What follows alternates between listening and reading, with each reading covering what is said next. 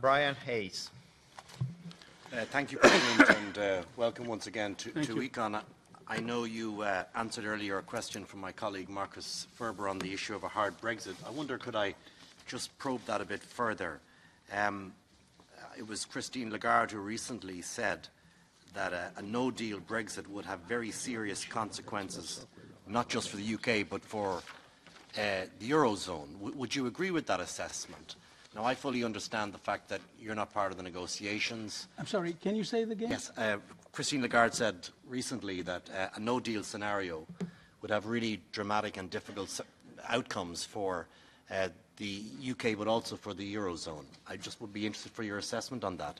And secondly, while I know that you're not part of the negotiations and you work obviously with the Bank of England in terms of the working group, do you recognise that there are some member states, my own especially, Ireland, which could be disproportionately affected by a hard Brexit, in a circumstance where you rightly point out earlier, President, the very high levels of public debt we have in our own member state and also across the Eurozone system? And I suppose my two questions are, firstly, if one country is badly affected, such as my own or others, what do you think the bloc should do in trying to ease the pressures that could follow such an outcome?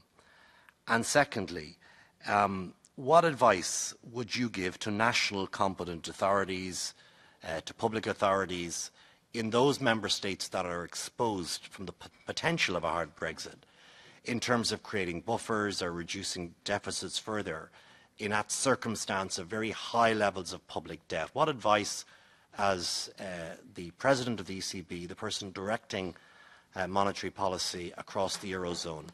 The euro is our currency. It belongs to the Eurozone member states, and it's as much an Irish currency as it is a German currency or as a French currency. But there are circumstances where some countries are disproportionately affected by a very hard Brexit, and I think it would be important for citizens of my own member state to hear what you believe is the right and appropriate response to these situations if a hard Brexit were to emerge. Thank you, President. Thank you. Thank you. It's, in a sense, it's a question which is very right to be asked, but it's a little early to have a full and satisfactory answer. First, the impact. When I said before that the impact through trade and by and large also through the financial channels would not be, at least doesn't appear to be sizable, with one specific exception, I hinted at before, I'm speaking for the whole of the Eurozone, which doesn't mean that individual countries might not be exposed significantly to a hard Brexit. Ireland is one case, perhaps the case in point. Now, it's very hard to see how this would happen because we don't know exactly what is going to be the final outcome of the negotiation.